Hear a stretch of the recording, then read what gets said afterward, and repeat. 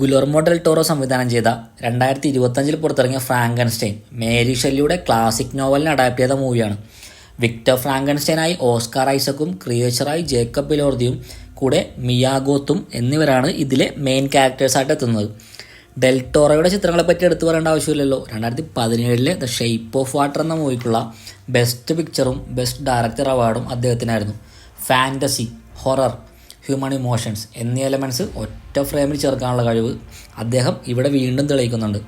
സിനിമയുടെ set design, lighting, പിന്നെ ക്രിയേച്ചറിൻ്റെ സീൻസൊക്കെ ഗംഭീരമാണ്.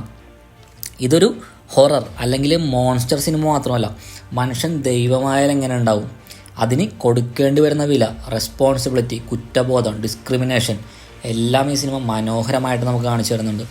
ഓസ്കാർ ഐസക്കിൻ്റെയും ജേക്കബ് എലോർദിയുടെയും വിസ്മയിപ്പിക്കുന്ന പ്രകടനം തന്നെയാണ് ഈ ഫിലിമിൽ.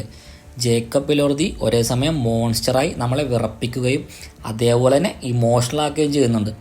ജേക്കബ് എലോർദി തന്നെയാണ് ഈ ഫിലിമിൻ്റെ all in all. 1818 Mary Shelley എഴുതിയ വിഖ്യാതമായ നോവലാണ് Frankenstein or the modern Prometheus. വളരെ സിമ്പിൾ പ്രതീക്ഷിച്ച് കാണാതിരിക്കുന്നവർക്ക് ഇത് ചിലപ്പോൾ ഹാർഡായിട്ട് തോന്നാം. കാരണം ഇതിൻ്റെ ടൂൺ വളരെ ഡാർക്കും പിന്നെ സബ്ജക്റ്റ് ആണെങ്കിൽ വളരെ സീരിയസുമാണ്. പിന്നെ സ്ലോ പേസ് മൂവിയാണിത്. അതൊക്കെ പ്രതീക്ഷിച്ച് കാണാതിരിക്കുക. ബ്യൂട്ടിഫുൾ മൂവി തന്നെയാണ്, അതിലൊരു സംശയവും വേണ്ട. ഭയങ്കരമായിട്ടുള്ള മോൺസ്റ്റർ ഹൊറർ പ്രതീക്ഷിച്ചും ആരും കാണാതിരിക്കരുത്. ഡാർക്ക് മൂവീസ് ഇഷ്ടപ്പെടുന്നവർ, ക്ലാസിക് നോവലിൻ്റെ ഒക്കെ അഡാപ്റ്റേഷൻ ഇഷ്ടപ്പെടുന്നവർ, ഗുലർമോ ഡെൽ ടോറോയുടെ മൂവി ഇഷ്ടപ്പെടുന്നവർ തീർച്ചയായും കണ്ടിരിക്കേണ്ട ഫിലിം തന്നെയാണ്. ഫ്രാങ്കൻസ്റ്റൈൻ ഒരു ശക്തമായ കലാമൂല്യമുള്ള സിനിമ തന്നെയാണ്. ഈ സിനിമ നമ്മളെ പേടിപ്പിക്കുന്നതിലുപരി നമ്മളെ ഇമോഷണൽ ആക്കുകയും ചിന്തിപ്പിക്കുകയും ചെയ്യുന്ന സിനിമ കൂടിയാണ്. ഇതിൻ്റെ visuals, acting, story line excellent ആണ്. സോ ഫ്രാങ്കൻസ്റ്റൈൻ നെറ്റ്ഫ്ലിക്സിൽ അവൈലബിൾ ആണ്.